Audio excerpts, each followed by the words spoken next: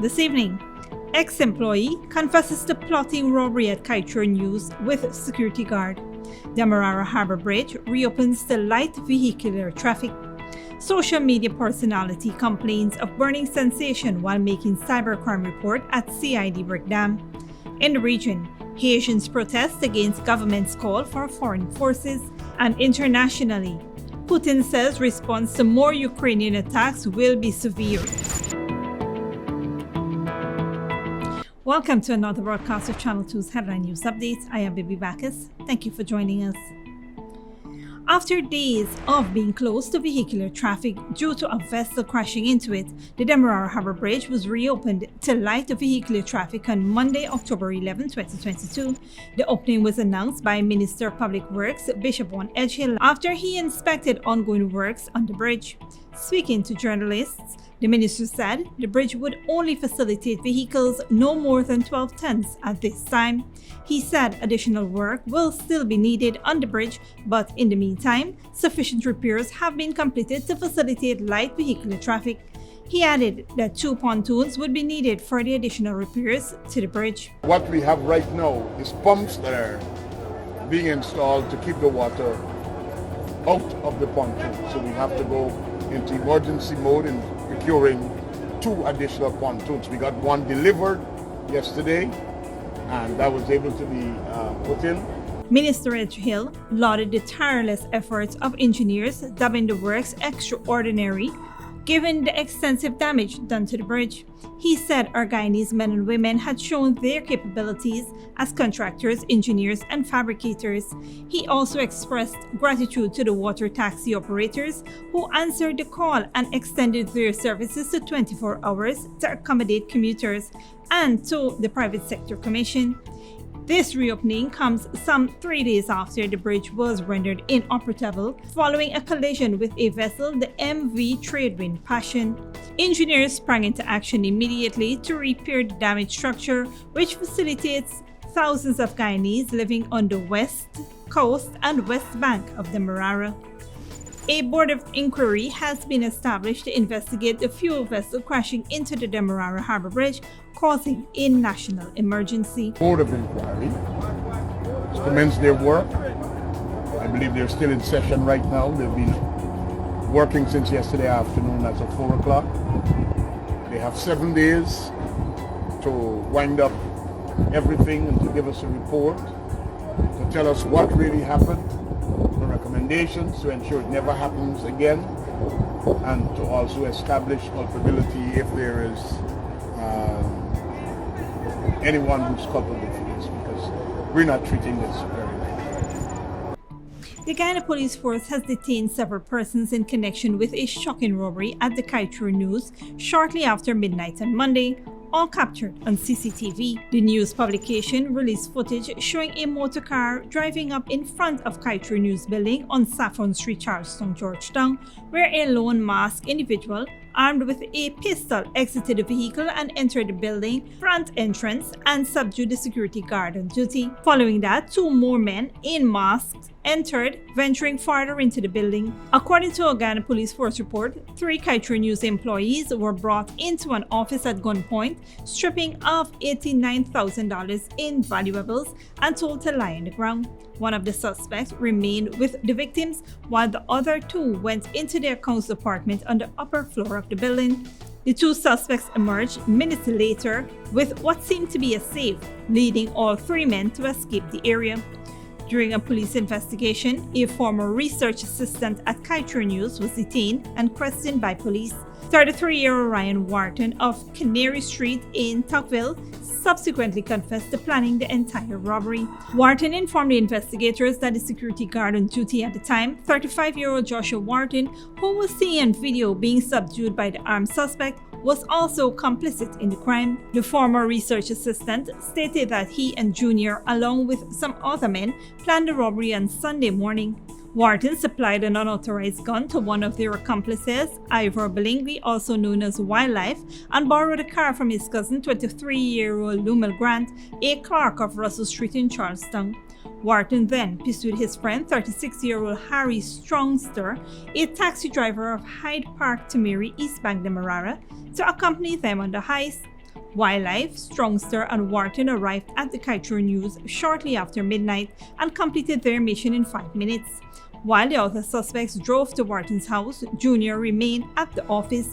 They forced open the safe, took a pistol and ammo hidden inside, and divided the cash among 4 people.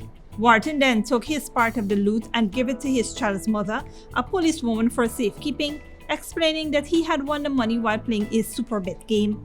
Wharton also put the gun and ammo taken from the safe and the gun used in the heist, firearm grips and holster in a haversack, and handed it to his friend Collis Haywood in Tuckville. Investigators have apprehended all suspects and recovered nearly $6 million in cash, a stolen pistol and ammunition, a shattered safe, and the car used in the crime.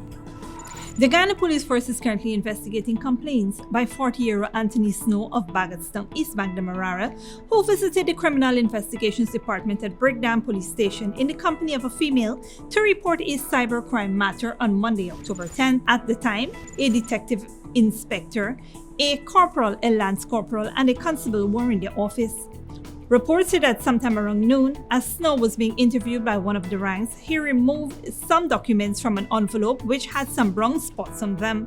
He suddenly complained that his hand was burning because he felt like something dripped on his hand from the ceiling.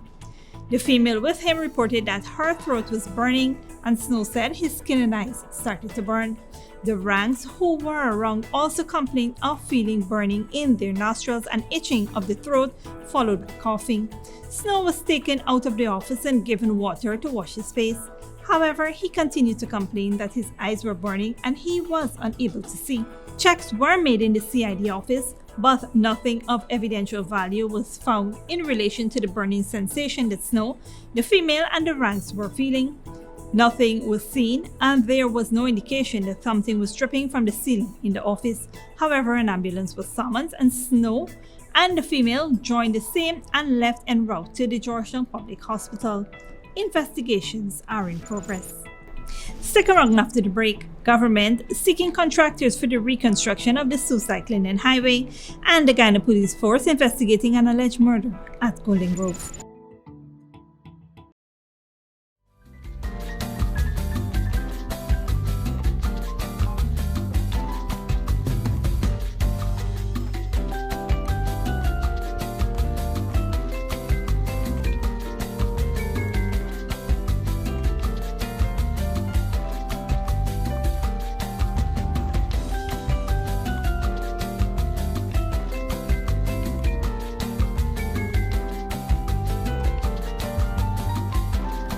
Cheryl, girl, you want me?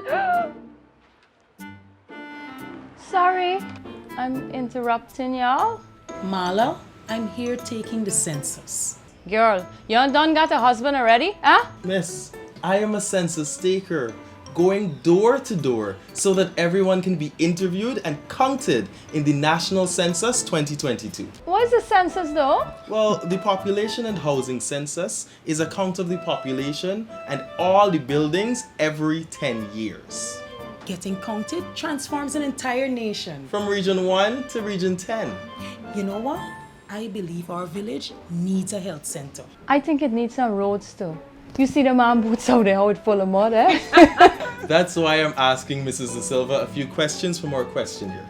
We record the answers and then the data is used to help shape the future of the country. Oh, so the two y'all not... Oh gosh. We counted. Maison Francois is the chocolate paradise of Guyana. From the moment you enter our stores, you're welcomed by the sweet aroma of Belgian chocolate, pastries, and other artisanal treats handmade by our European-trained chef. However, Maison Francois is more than just chocolate. We serve lunch, dinner, afternoon tea, and even Sunday morning mimosa brunch.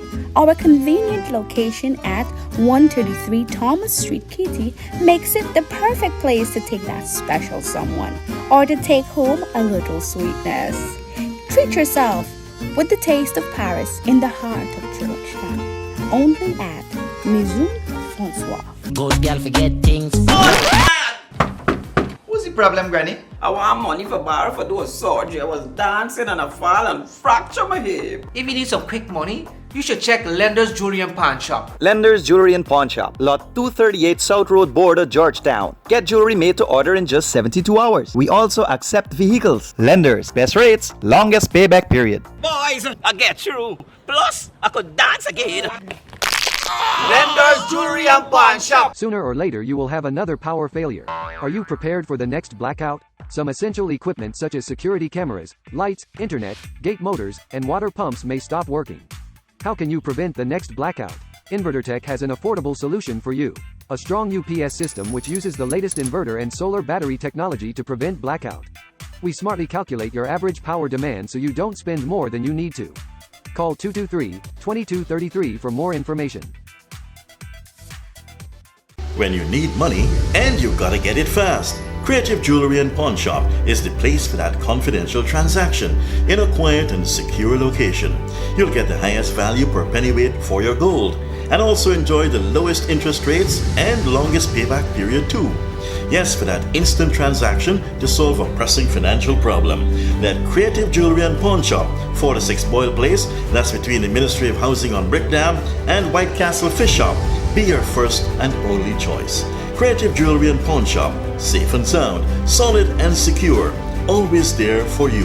Telephone 231-7878 and 223-8955. Welcome back. Police in Regional Division 4C is investigating an alleged murder committed on a 40-year-old laborer Michael Wilson of Sideline Dam, Golden Grove, East Coast, Demerara, allegedly committed by his 30-year-old wife of the same address on Monday, October 10, 2022. Inquiries disclosed that the victim and the suspect are common law partners and lived together at Sideline Dam for the past 2 years. Reports said that domestic problems existed between the couple, and Wilson frequently accused the suspect of being unfaithful and would physically and verbally abuse her. During an argument on Sunday, October 9th, the victim told Wilson that she was ending their relationship and would be returning to her parents' home. Sometime around 8 a.m. on Monday, the suspect and Wilson were at home when they got into a violent argument while the suspect was in the process of packing her belongings to move out of their home. Wilson, who was armed with a knife, assaulted the woman and cut her on the left forearm.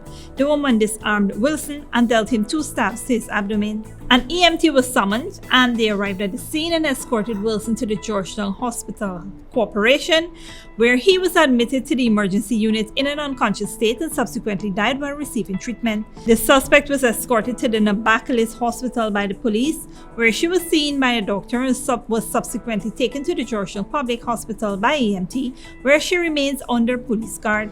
Investigations into the matter continues. The government, through the Ministry of Public Works, is looking to pre-qualify contractors and/or firms for the reconstruction of the Sault-Ste-Cleveland Highway. In an advertisement on Friday, the ministry informed that the government of Guyana has applied for financing from the Islamic Development Bank towards the cost of the project and intends to apply part of the proceeds of this financing to payments under the contract for the reconstruction of the Sault-Ste-Cleveland Highway. The ministry's work service group will be pre-qualifying contractors to upgrade the existing highway. The tender document stated that pre-qualification will be conducted through pre-qualification procedures specified in the Islamic Development Bank's guidelines for procurement of goods, works, and related services, and is open to all bidders from eligible source countries as defined in the guidelines. Interested eligible applicants may obtain further information from and inspect the pre-qualification documents at the ministry's Kingston Georgetown office. A complete set of pre-qualification documents may be uplifted by interested applicants on the submission of a written application or email. Applications for pre-qualification should be submitted in sealed envelopes and delivered to the National Procurement and Tender Administration Board, Ministry of Finance, by November 23, 2022. Earlier this year, a team from the Islamic Development Bank visited Guyana on an appraisal mission for a $120 million loan request, paving the way for upgrading the major thoroughfare. Ranks of the Ghana Police Force in Berbice conducted an intelligence-led operation at Johannes South Blackbush Polder in Curtin, Berbice, where they arrested several persons and seized a quantity of marijuana on Monday, October 11. During the intel operation, the ranks covertly placed themselves at strategic points in the bush, about 150 meters from the home of a 35-year-old laborer of Johannes South Blackbush Polder, Curtin. However, while there, the ranks observed 3 men sitting underneath a tree next to a blue and orange tarpaulin with several bulky parcels. A 36-year-old self-employed male of Nick Settlement, Curtin, a 35-year-old hire car driver of Williamsburg Village, Curtin, and a 36-year-old construction worker of King Street, Nick Settlement in Curtin, Berbice. After observing the 3 men over 10 minutes, the ranks strategically advanced towards them and they were taken by surprise. The ranks proceeded to open the bulky parcels and found several seeds, leaves, and stems suspected to be cannabis. The men were told of the offense committed, cautioned, arrested, and placed in the police van along with the suspected cannabis. The ranks proceeded to the home of the 35-year-old laborer who was in the company of a 22-year-old laborer of Market Street, Rose Hall Town. A search conducted unearthed a plastic bag containing several seeds, leaves, and stems suspected to be cannabis. The 22-year-old laborer admitted ownership.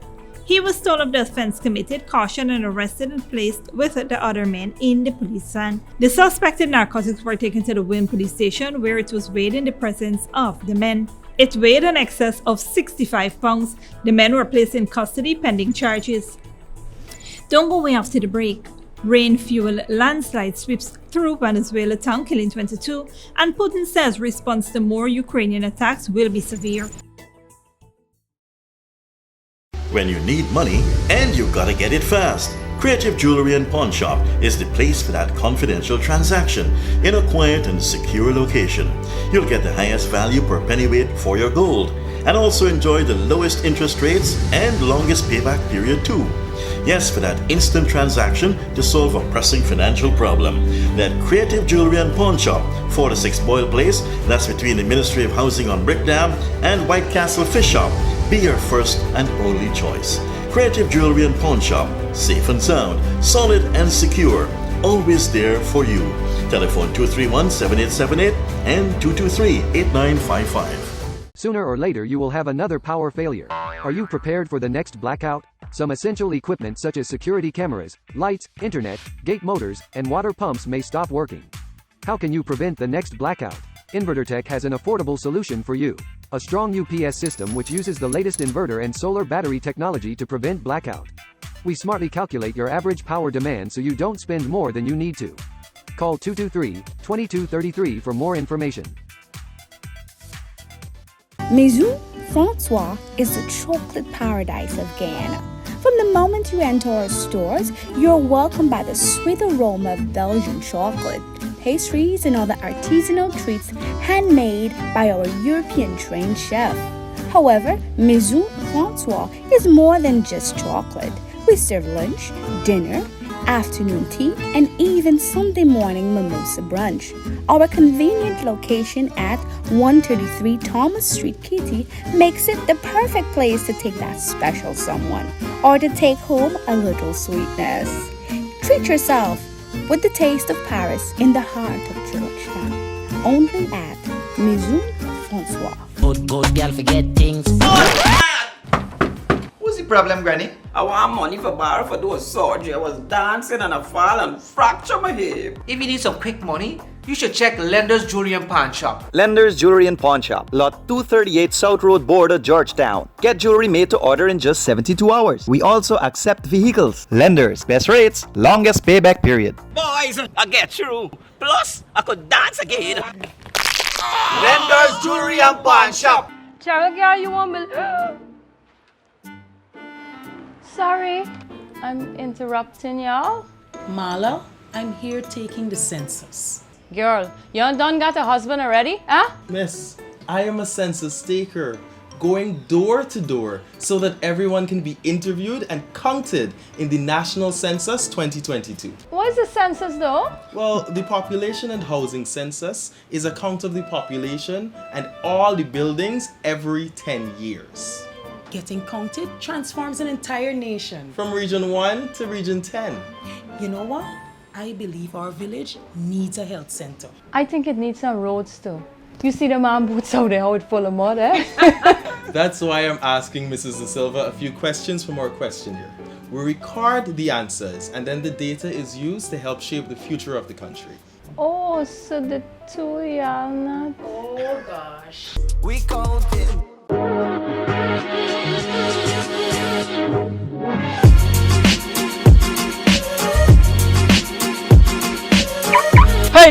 Hey, this is your fancy vehicle and that is your house?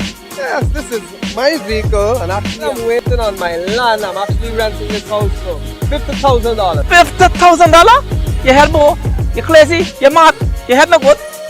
Why you look, let me show you that light. Come with me. Come on down to Fabulous Homes today. Pay $50,000 every month for 36 months or until you reach 50% of your house costs. Move in after 75% of the cost has been paid. This is wonderful. Let's go. Sign me up. Alright, let me go and dash you your landlord. To explore our home ownership program, check our Facebook page for more information or come down to our office at Avalon Friendship. Hey, Chinese, thanks, man. Thanks a lot. Man. You got through? Yes. Call us at 227-1380 or 615-8740. Fabulous Homes International Realty, changing tenants into homeowners. At Fabulous Homes, we bring your dreams to life. Welcome back. Now let's take a look at what's happening in the region and around the world. Thousands of people in the crisis-torn Haiti have taken to the streets of the capital Port-au-Prince against the government's decision to seek foreign military assistance to quell gang-related violence, with police using tear gas to disperse protesters. Al Jazeera's Leah Harding reports. Crowds of people move through the Haitian capital, Port-au-Prince. They're angry over a rising cost of living and a lack of jobs, and the Prime Minister's decision to ask for help from other countries to calm unrest. This man shouting against the need for foreign troops. The police respond with tear gas. Unemployment, the high cost of living, insecurity. It is for all these reasons that I am in the street. Haiti's economy has almost ground to a halt since a coalition of gangs blocked a major fuel terminal last month. The lack of gas and diesel has crippled transport and forced businesses and hospitals to close. The Prime Minister has asked for UN and international help in the form of troops. He urged the international community, including members of the Security Council, to consider as a matter of urgency the request by the Haitian government for the immediate deployment of an international specialized armed force to address the humanitarian crisis. The latest unrest has also led to a lack of clean drinking water. That has caused an outbreak of cholera.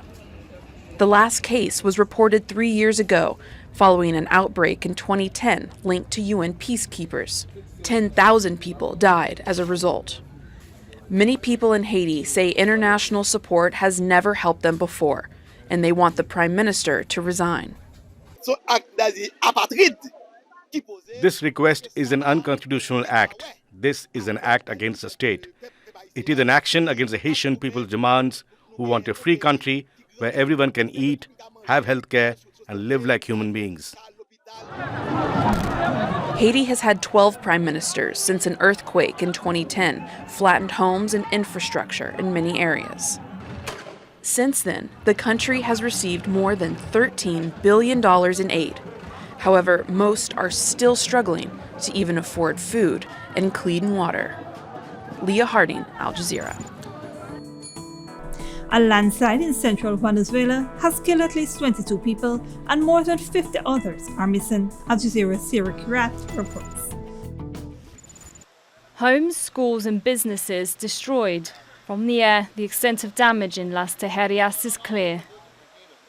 On the ground, it's a race against time to search for the missing. Many people are trapped under layers of rubble and mud. Torrential rain caused the El Pato River to burst its banks, triggering a landslide. The river overflowed and there are people we still haven't found that are trapped. We need help. My brother is missing. It's not only my pain. We're all feeling it. I haven't slept, I haven't eaten. I don't know if my niece is in there or the water dragged her. Luis Fuentes is standing where his shop once stood. So many families lost their homes. I've just lost my pizzeria that opened only 2 years ago. I'm a new entrepreneur. Now look, I have nothing. Around 1,000 emergency personnel are taking part in the rescue and search operation. Los Tejerías is 67 kilometers southwest of Venezuela's capital, Caracas. The city's been hit the hardest by this year's La Niña weather pattern that brings wetter conditions to Asia, Africa and Latin America. Last night's hurricane produced a low-pressure system that quickly caused flooding. That's 100 litres of water per square metre, which is a record for rainfall in this area in 1 month. As shelters are being set up, emergency crew are working to restore electricity and water supplies. President Nicolas Maduro has described the situation as difficult and painful. Sarah Khairat, Al Jazeera. And internationally, Russia's President Vladimir Putin has warned of harsher actions to come. Analysts says setbacks on the battlefield have demanded a stronger reaction from Russia's leader. Al Jazeera's Mohammed Val reports. President Vladimir Putin was brief and decisive in tone, shortly after he launched more than 80 missiles at targets across Ukraine. It is impossible not to respond. This morning, massive strikes took place on air, sea and land against energy and military targets against Ukraine. If such attempts by Ukraine continue, there will be harsh responses. Those attempts refer to an explosion on Saturday that damaged the Kaieteur bridge linking Crimea to the Russian mainland. Putin's deputy chairman for the National Security Council, Dmitry Medvedev, said the blast was an act of terrorism that wouldn't pass unpunished, describing Russia's missile strikes on Monday as episode 1. Both threatened further and harsher action if Russia is attacked again. Recent battlefield setbacks in Ukraine have damaged the image of Russia's leaders, and some analysts say Moscow wanted to show what its forces are still capable of, although its options seem more limited. Of course, other attacks in the coming days, because they have been happening from time to time during the entire of this conflict. But I don't believe that Russia has the capacity to send as much missiles deep into Ukraine as it did today on a day-by-day basis. So I believe it's going to be a one-time kind of response, a revenge attack. But Putin's ally in Belarus said his country was a target of what he called Ukraine terrorist plots and was ready to respond. Tell the president of Ukraine and the other lunatics, if any of them are still there, that the Crimean bridge will seem to them like a walk in the park if they ever touch a single square meter of our territory with their dirty hands. Lukashenko announced the creation of a joint force with Russia to defend his country's border with Ukraine. The European Union says it would respond. Developments that some fear could lead to a regional escalation in the conflict. Mohammed Val, Al Jazeera, Moscow. And that is it for today's regional and international news. Here now to 3 about the forecast.